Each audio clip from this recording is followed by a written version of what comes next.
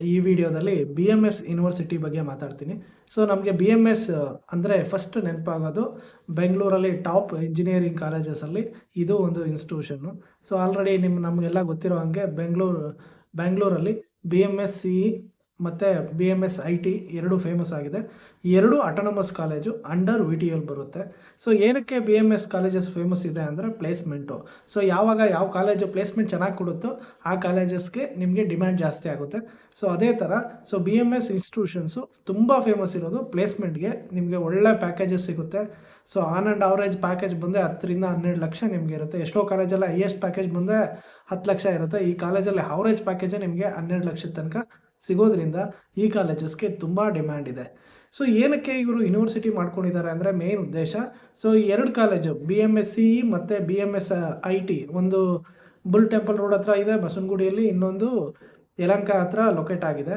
So BMS IT Yelahanka ಹತ್ರ locate ಆಗಿದೆ. So ಎರಡು ಕಾಲೇಜಲ್ಲೂ ಆಟೋನಮಸ್ ಇದೆ, ಅಂಡರ್ VTL ಇದೆ. ಸೊ ನಿಮ್ಗೆ ಏನೇ ಸರ್ಟಿಫಿಕೇಟ್ ಬಂದ್ರೂ ನಿಮಗೆ VTU ಇಂದ ಫೈನಲ್ ಡಿಗ್ರಿ ಸರ್ಟಿಫಿಕೇಟ್ ಬರುತ್ತೆ. ಸೊ ನೀವು ಕರಿಕ್ಯುಲಮಲ್ಲೂ ಅಷ್ಟೇ, ನೀವು ಏನೇ ಇದ್ರೂ ಸ್ವಲ್ಪ VTU ಜೊತೆ 60% under the guidance of VTU ನೀವು ಸಿಲೆಬಸ್ನ ಫ್ರೇಮ್ ಮಾಡಲೇಬೇಕು. ಸೊ ಈ ಥರ ರೆಪ್ಯೂಟೆಡ್ ಇನ್ಸ್ಟಿಟ್ಯೂಷನ್ಸು ಏನು ಮಾಡ್ತಿದ್ದಾರೆ ಇತ್ತೀಚೆಗೆ ಅಂದರೆ, ಸೊ ನಾವು ಯೂನಿವರ್ಸಿಟಿ ಮಾಡಿಕೊಂಡ್ರೆ ನಮಗೆ ಸೊ ಕರಿಕ್ಯುಲಮ್ನೆಲ್ಲ ಇಂಡಸ್ಟ್ರಿ ರಿಲೇಟೆಡ್ಡು ನಾವು ಮಾಡ್ಕೊಬೋದು ಅಂತೇಳಿ ಯೂನಿವರ್ಸಿಟಿಗೆ ಹೋಗಿದ್ದಾರೆ.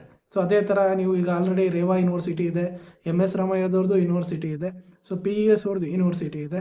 ಸೊ ಯಾವ್ಯಾವ ಟಾಪ್ ಇನ್ಸ್ಟಿಟ್ಯೂಷನ್ಸ್ ಇದೆ, ನೆಕ್ಸ್ಟ್ ಸ್ಟೇಜು ಆಟೋನಮಸ್ ಆದಮೇಲೆ ನೆಕ್ಸ್ಟ್ ಸ್ಟೇಜು ಯೂನಿವರ್ಸಿಟಿಗೆ ಹೋಗ್ತಿದ್ದಾರೆ. ಸೊ ಅದೇ ಥರ BMS ಅವರು ನಿಮಗೆ ಯೂನಿವರ್ಸಿಟಿ ಮಾಡ್ಕೊಂಡಿದ್ದಾರೆ. ಸೊ ಏನಪ್ಪ BMSದು ಹಿಸ್ಟ್ರಿ ಅಂದರೆ, 1946ರಲ್ಲೇ BMS CE ಕಾಲೇಜ್ ಸ್ಟಾರ್ಟ್ ಮಾಡಿದ್ದಾರೆ, ಕಾಲೇಜ್ ಆಫ್ ಇಂಜಿನಿಯರಿಂಗು. ಸೊ ಈ ಕಾಲೇಜು 80 ವರ್ಷಕ್ಕೆ ಇತಿಹಾಸ ಇದೆ. ಸೊ ಇವರು ಎಜುಕೇಷನಲ್ಲಿ ತುಂಬ ಫೇಮಸ್ ಇದ್ದಾರೆ.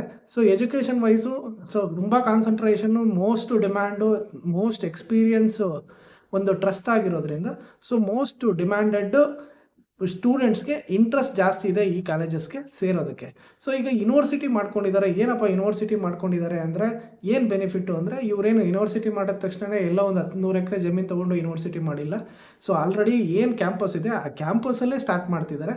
2023ರಲ್ಲಿ BMS ಅವ್ರಿಗೆ ಯೂನಿವರ್ಸಿಟಿ ಮಾಡ್ಕೊಳ್ಳಿ ಅಂತ ಪರ್ಮಿಷನ್ ಬಂತು. ಸೊ 2026-27ಕ್ಕೆ ಅವರು ಹೊಸದಾಗಿ ಈಗ ಸ್ಟಾರ್ಟ್ ಮಾಡ್ತಿದ್ದಾರೆ. ಸೊ ಏನಪ್ಪ ವಿಶೇಷ ಈ ಕಾಲೇಜಲ್ಲಿ ಈಗ ಯೂನಿವರ್ಸಿಟಿ ಆಗ್ತಿದೆ, ಎಷ್ಟು ಬ್ರಾಂಚನ್ನ ಇವರು ಸ್ಟಾರ್ಟ್ ಮಾಡ್ತಿದ್ದಾರೆ ಅಂದರೆ ತುಂಬ ಕಡಿಮೆ ಬ್ರಾಂಚಸ್ಸು. ಈಗ ಒಂದು ಯೂನಿವರ್ಸಿಟಿ ಮಾಡ್ಕೊಂಡ ತಕ್ಷಣ ನೀವು ತುಂಬ ಯೂನಿವರ್ಸಿಟೀಸ್ನ ಅಬ್ಸರ್ವ್ ಮಾಡಿದ್ರೆ 10 ರಿಂದ 12 ಬ್ರಾಂಚಸ್ನ ಅಟ್ ಎ ಟೈಮ್ ಸ್ಟಾರ್ಟ್ ಮಾಡ್ಕೊತಿದ್ದಾರೆ. ಸೊ ಇವರು ನಿಮಗೆ ಡೈರೆಕ್ಟಾಗಿ ಆ ಥರ ಏನು ಸ್ಟಾರ್ಟ್ ಮಾಡಿಲ್ಲ. ಸೊ ಇವ್ರು ಮಾಡ್ತಾ ಇರೋದೇ ತುಂಬ ಕಡಿಮೆ ಬ್ರಾಂಚಸ್ಸು. ಸೊ ಮೆಕ್ಯಾನಿಕಲ್ ಸ್ಟಾರ್ಟ್ ಮಾಡ್ತಿಲ್ಲ, ಸಿವಿಲ್ ಸ್ಟಾರ್ಟ್ ಮಾಡ್ತಿಲ್ಲ. ಸೊ ಇವ್ರೇನು ಮಾಡಿದ್ದಾರೆ, ಸೊ ಟ್ರೆಂಡಿಂಗಲ್ಲಿ ಯಾವುದಿದೆ ಅಂತೇಳಿ computer science in data science. So computer ಸೈನ್ಸಲ್ಲಿ ಕೋರ್ ಕಂಪ್ಯೂಟರ್ ಸೈನ್ಸ್ ಇದರಲ್ಲಿ ನಿಮಗೆ ಡಾಟಾ ಸೈನ್ಸ್ ಅಂತೇಳಿ ಒಂದು ಬ್ರಾಂಚ್ನ ಓಪನ್ ಮಾಡ್ಕೊಂಡಿದ್ದಾರೆ. ಸೊ ನೆಕ್ಸ್ಟ್ ಬ್ರಾಂಚ್ ಬಂದು computer science in artificial intelligence ಮತ್ತು ರೋಬೋಟಿಕ್ಸ್ ಅಂತೇಳಿ ಇದನ್ನು ನಿಮಗೆ 2ನೇ ಬ್ರಾಂಚ್ ಆಗಿ ಅವರು ಸ್ಟಾರ್ಟ್ ಮಾಡಿದ್ದಾರೆ. ಸೊ ಇವೆರಡು 4 ವರ್ಷದ ಕೋರ್ಸು, BTech ಕೋರ್ಸಸ್ಸು. ಸೊ ಯಾಕಂದರೆ ಯೂನಿವರ್ಸಿಟಿ ಅಂದರೆ BTech ಅಂತ ಕರೀತಾರೆ. ಸೊ ನೀವು VTU ಅಂಡ್ರಲ್ಲಿ ಓದಬೇಕಾದಾಗ ಯಾವುದಾದ್ರೂ ಅಫಿಲೇಟೆಡು ಕಾಲೇಜಸಲ್ಲಿ ಓದ್ತಿದ್ರೆ ನಿಮಗೆ BE ಅಂತ ಮೆನ್ಷನ್ ಮಾಡ್ತಾರೆ. ಸೊ ಇದು ಯೂನಿವರ್ಸಿಟಿ ಆಗಿರೋದ್ರಿಂದ BTech ಅಂತೇಳಿ ಮೆನ್ಷನ್ ಮಾಡ್ತಾರೆ. ಸೊ 4 ವರ್ಷ ಡ್ಯೂರೇಷನ್ 2 ಕೋರ್ಸಸ್ಗೆ.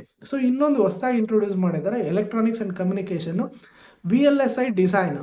ಸೊ ಈಗ ಇಂಡಿಯಾದಲ್ಲಿ ಸೆಮಿಕಂಡಕ್ಟರ್ಸು ಚಿಪ್ ಮ್ಯಾನುಫ್ಯಾಕ್ಚರಿಂಗ್ಗೆ ಹಬ್ಬಾಗೋ ಚಾನ್ಸಸ್ ಜಾಸ್ತಿ ಇದೆ ಅಂತೇಳಿ ಸೊ ಇದು ಟ್ರೆಂಡ್ ಆಗ್ತಾ ಇದೆ. Equivalent to AML.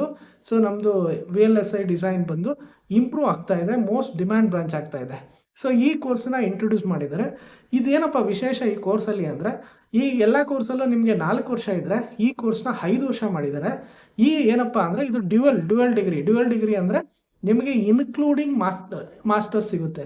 ಸೊ ಈ ಕೋರ್ಸ್ಗೆ ಏನಾದರೂ ನೀವು ಜಾಯ್ನ್ ಆದರೆ 5 ವರ್ಷ ಡ್ಯೂರೇಷನ್ ಇರುತ್ತೆ, ಇಂಜಿನಿಯರಿಂಗ್ ಡಿಗ್ರಿ ಬರುತ್ತೆ, ಜೊತೆಗೆ MTech ಡಿಗ್ರಿ ಬರುತ್ತೆ. So 2 degree at a time ಬರುತ್ತೆ, ಬಟ್ ಡ್ಯೂರೇಷನು 5 ಇಯರ್ಸ್ ಇರುತ್ತೆ. ಈಗ ನಾರ್ಮಲ್ಲಾಗಿ ನೀವು ಏನಾದರೂ ಇಂಜಿನಿಯರಿಂಗು ಮಾಡಿ MTech ಮಾಡಬೇಕು ಅಂದರೆ 4+2 ಇಯರ್ಸ್, 4 ವರ್ಷ ಇಂಜಿನಿಯರಿಂಗ್ ಇರುತ್ತೆ, 2 ವರ್ಷ MTech ಇರುತ್ತೆ. ಸೊ ಇವ್ರ ಕರಿಕ್ಯುಲಮಲ್ಲಿ ಏನು ಮಾಡಿದ್ದಾರೆ, ಇದು ಹೊಸ ಟ್ರೆಂಡ್ ಬ್ರಾಂಚ್ನ ಇಂಟ್ರೊಡ್ಯೂಸ್ ಮಾಡಿರೋದು. ಸೊ ನಿಮಗೆ 5 ವರ್ಷದಲ್ಲಿ ನಿಮಗೆ ಎಲೆಕ್ಟ್ರಾನಿಕ್ಸ್ ಡಿಗ್ರಿನೂ ಬರುತ್ತೆ, ಜೊತೆಗೆ ಮಾಸ್ಟರ್ ಡಿಗ್ರಿನೂ ಬರುತ್ತೆ, 2 ಡಿಗ್ರಿನೂ ಬರುತ್ತೆ. ಸೊ ಇದರಿಂದ ನಿಮಗೆ 1 ವರ್ಷ ಸೇವ್ ಆಗುತ್ತೆ. ಸೊ ನಿಮ್ಗೆ ಏನಾದರೂ ಮಾಸ್ಟರ್ಸ್ ಮಾಡಬೇಕು ಅಂತ ಇಷ್ಟ ಇದ್ದರೆ ಯೂನಿವರ್ಸಿಟಿಯಲ್ಲಿ ಜಾಯ್ನ್ ಮಾಡ್ಕೊಬೋದು. ಓನ್ಲಿ 3 ಕೋರ್ಸಸ್ನ ಜಾಯ್ನ್ ಮಾಡಿದ್ದಾರೆ. ಮತ್ತು ಏನಪ್ಪ ಇವು ಕಾಲೇಜಲ್ಲಿ ಇನ್ನೊಂದು ವಿಶೇಷ ಅಂದರೆ ಫೀಸ್ ಸ್ಟ್ರಕ್ಚರ್ನ ಅವರು ನೀಟಾಗಿ ಡಿಸ್ಪ್ಲೇ ಮಾಡಿದ್ದಾರೆ. ಐ ಥಿಂಕ್ ಅರೌಂಡ್ 4 lakhs ಇದೆ ಮ್ಯಾನೇಜ್ಮೆಂಟಲ್ಲಿ. ಸೊ ಇನ್ನೊಂದು ಏನು ಎಲಿಜಿಬಿಲಿಟಿ ಕ್ರೈಟೀರಿಯಾ ಅಂದರೆ ನಿಮಗೆ ಪಿ ಸಿ ಎಮ್ ನಿಮ್ಮ ಬಿ ಬೇಕಾಗಿಲ್ಲ. P C M physics chemistry ಮ್ಯಾಥ್ಸಲ್ಲಿ ಮಿನಿಮಮ್ 60% ಮಾರ್ಕ್ಸ್ ತೆಗೆದಿದ್ರೆ ಮಾತ್ರ ಸೊ ನಿಮಗೆ ಈ ಕಾಲೇಜಲ್ಲಿ ಸೀಟ್ ಕೊಡ್ತೀನಿ ಅಂತ ಕ್ಲಿಯರ್ ಆಗಿ ಯೂನಿವರ್ಸಿಟಿಯಲ್ಲಿ ಮೆನ್ಷನ್ ಮಾಡಿದ್ದಾರೆ. ಜೊತೆಗೆ ಇನ್ನೊಂದು ವೆರಿ ವೆರಿ ಇಂಪಾರ್ಟೆಂಟ್ ಅಂದರೆ BMS ಕಾಲೇಜ್ ಆಗಲಿ, RV ಕಾಲೇಜ್ ಆಗಲಿ, MS ರಾಮಯ್ಯದಲ್ಲಾಗಲಿ ಈಗ ಏನಾಗ್ಬಿಟ್ಟಿದೆ, ನಾನು ಮ್ಯಾನೇಜ್ಮೆಂಟ್ ಕೊಡಿಸ್ತೀನಿ ಅಂತೇಳಿ ತುಂಬ ಜನ ಬ್ರೋಕರ್ಸ್ ಉಟ್ಕೊಂಡ್ಬಿಟ್ಟಿದ್ದಾರೆ. ಸೊ ಇವರು ಈ ಕಾಲೇಜಲ್ಲಿ ನೀಟಾಗಿ ಕ್ಲಿಯರಾಗಿ ಮೆನ್ಷನ್ ಮಾಡಿದ್ದಾರೆ, ಯಾರನ್ನೂ ನಂಬೇಡಿ, ಡೈರೆಕ್ಟಾಗಿ ಕಾಲೇಜಿಗೆ ಬನ್ನಿ, ಕಾಲೇಜಲ್ಲಿ ಒಂದು ಎಂಟ್ರೆನ್ಸ್ ಎಕ್ಸಾಮ್ ಕೊಡ್ತೀವಿ, ಎಂಟ್ರೆನ್ಸ್ ಎಕ್ಸಾಮ್ ಕ್ಲಿಯರ್ ಮಾಡಿದ್ರೆ ನಿಮಗೆ ಸೀಟ್ ಕೊಡ್ತೀವಿ. ಸೊ ಯಾರೋ ನಿಮ್ಗೆ ಆಶ್ವಾಸನೆ ಕೊಟ್ಟು ದುಡ್ಡು ತೊಗೊತಾರೆ ಅಂದರೆ ಅವ್ರಿಗೆಲ್ಲ ಕೊಡ್ಬೇಡಿ, ಡೈರೆಕ್ಟಾಗಿ ಬನ್ನಿ ಕಾಲೇಜಿಗೆ, ನಾವು ಕೊಡ್ತೀವಿ ಅಂತಾರೆ. ಸೊ ಇಲ್ಲಿ ಏನಾಗುತ್ತೆ ಅಂದರೆ ಮೇ ಬಿ ಲಿಮಿಟೆಡ್ ಸೀಟ್ಸ್ ಇರಬೇಕು. ಸೊ ಅದರಿಂದ ಕಾಂಪಿಟೇಟಿವ್ನೆಸ್ ಇರುತ್ತೆ. ನಮ್ಮ ಇಂಡಿಯಾದಲ್ಲಿ ಕಾಮನ್ ಅಲ್ವಾ, ದುಡ್ಡು ಕೊಟ್ಟು ಬೇಗ ಶಾರ್ಟ್ಕಟ್ಟಲ್ಲಿ ಸೀಟ್ ತೊಗೊಬೇಕು ಅಂತ. ಸೊ ಜಾಸ್ತಿ ದುಡ್ಡು ಕೊಡೋಕೆ ಹೋಗಬೇಡಿ. ಸೊ ಆಲ್ರೆಡಿ ಈಗ ನೀವು BMS ಮತ್ತು BMS ITL ಮ್ಯಾನೇಜ್ಮೆಂಟ್ ತೊಗೊತೀವಿ ಅಂದರೆ ಸೊ ಒಂದು ರೇಂಜ್ಗೆ ಒಂದು 20 ಲಕ್ಷದ ತನಕ ಆಗ್ಬೋದು IT ಬ್ರಾಂಚಸ್ಗೆ ಪರ್ ಇಯರ್. ನಾನು ಹೇಳ್ತಾ ಇರೋದು ಇನಿಷಿಯಲ್ ಆಗಿ ಸ್ವಲ್ಪ ಡೊನೇಷನ್ನು ಅದನ್ನೆಲ್ಲ ಕಟ್ಟಿ ಓದ್ತಿರ್ತೀರಿ. ಸೊ ಆ ಫೀಸ್ನ ಎಷ್ಟೋ ಜನಕ್ಕೆ ಆಫರ್ ಮಾಡೋಕ್ಕಾಗಲ್ಲ. BMS ಬ್ರಾಂಡಲ್ಲೇ ಓದಬೇಕು ಅಂತ ತುಂಬ ಜನಕ್ಕೆ ಆಸೆ ಇರುತ್ತೆ. ಅವ್ರಿಗೆ ಏನು ಮಾಡ್ತಿದ್ದಾರೆ ಅಂದರೆ ಅವ್ರಿಗೆ ಇದೊಂದು ಆಪ್ಷನ್ನು ಯೂನಿವರ್ಸಿಟಿಗೆ ತೊಗೊಂಡಾಗ. ಏನಕ್ಕೆ ಆಪ್ಷನು ಅಂದರೆ ಸೊ ನಿಮಗೆ BMS ಬ್ರ್ಯಾಂಡಲ್ಲಿ ಬರುತ್ತೆ, ಜೊತೆಗೆ ಇವರು ಕರಿಕ್ಯುಲಮ್ನ ಪ್ಯೂರ್ಲಿ ಇಂಡಸ್ಟ್ರಿ ಅಲೈನ್ಡ್ ಮಾಡಿದ್ದಾರೆ. ಸೊ ವೆಬ್ಸೈಟಲ್ಲಿ ನೀವು ಹೋಗಿ ವಿಸಿಟ್ ಮಾಡಿದ್ರೆ ನೀಟಾಗಿ ತೋರಿಸಿದ್ರೆ ಯಾವ್ಯಾವ ಕೋರ್ಸಲ್ಲಿ ಓದಿದರೆ ಏನೇನು ಸ್ಕಿಲ್ ಕಲಿತೀರಿ. ನೀವು ಈಗ ಫಸ್ಟ್ ಕೋರ್ಸು ಡಾಟಾ ಸೈನ್ಸಲ್ಲಿ ಓದಿದರೆ ಏನು ಸ್ಕಿಲ್ ಕಲಿತೀರಿ, ಆರ್ಟಿಫಿಷಿಯಲ್ ಇಂಟೆಲಿಜೆನ್ಸ್ ಮತ್ತು ರೋಬೋಟಿಕ್ಸ್ ಓದಿದರೆ ಯಾವ್ಯಾವ ಸ್ಕಿಲ್ಸ್ ಕಲಿತೀರಿ, ಮತ್ತು ಯಾವ ಥರ ಇಂಡಸ್ಟ್ರಿಗೆ ಅಲೈನ್ ಆಗಿದೆ, ಜೊತೆಗೆ ಎಲೆಕ್ಟ್ರಾನಿಕ್ಸ್ ಆ್ಯಂಡ್ ಕಮ್ಯುನಿಕೇಷನ್ ಓದಿದರೆ ಯಾವ್ಯಾವ ಸ್ಕಿಲ್ ಕಲಿತೀರಿ, ಎಷ್ಟು ಪರ್ಸೆಂಟೇಜ್ ಅಕಾಡೆಮಿಕ್ ಇರುತ್ತೆ, ಎಷ್ಟು ಪ್ರಾಕ್ಟಿಕಲ್ ಎಕ್ಸ್ಪೋಜರ್ ಇರುತ್ತೆ, ಯಾವ್ಯಾವ ನಾಲೆಜ್ ಕಲಿತೀರಿ, ಆ 5 years ಡ್ಯೂರೇಷನಲ್ಲಿ ಏನೇನು ಕಲಿತೀರಿ ಅನ್ನೋದನ್ನ ನೀಟಾಗಿ ಕ್ಲಿಯರ್ ಆಗಿ ಮೆನ್ಷನ್ ಮಾಡಿದ್ದಾರೆ. ಸೊ ಇದು ಸ್ವಲ್ಪ ಅಬ್ರೋಡಲ್ಲಿ ಅಂದರೆ ಫಾರಿನ್ ವಿದೇಶದಲ್ಲೆಲ್ಲ ನೀವು ಯಾವುದೇ ಯೂನಿವರ್ಸಿಟಿಗೆ ಹೋದರೂ ಈ ಸ್ಟೈಲ್ ಆಫ್ ಎಜುಕೇಷನೇ ಇರುತ್ತೆ. ಸೊ ಸ್ವಲ್ಪ ಆ ಮೈಂಡ್ಸೆಟ್ಟಲ್ಲಿ ಮತ್ತು ಆ ಇಂಪ್ಲಿಮೆಂಟೇಷನ್ನ ಮಾಡಬೇಕು, ಕಾಂಪಿಟೇಟಿವ್ನೆಸ್ ಬರಬೇಕು, ವರ್ಲ್ಡ್ ಗ್ಲೋಬಲಲ್ಲಿ ಅವರು ಅಟ್ರಾಕ್ಟ್ ಮಾಡಬೇಕು ಅಂತೇಳಿ ಅವರು ಎಜುಕೇಷನ್ ಸಿಸ್ಟಮ್ನ ಒಂದು ಲೆವೆಲ್ಗೆ ಹೈಯರ್ ರೇಂಜಿಗೆ ತೊಗೊಂಡೋಗ್ಬೇಕು ಅಂತೇಳಿ ಸಿಲೆಬಸ್ನೆಲ್ಲ ಸ್ವಲ್ಪ ಸ್ಟ್ಯಾಂಡರ್ಡೈಸ್ ಆಗಿ ಮಾಡಿಟ್ಟಿದ್ದಾರೆ.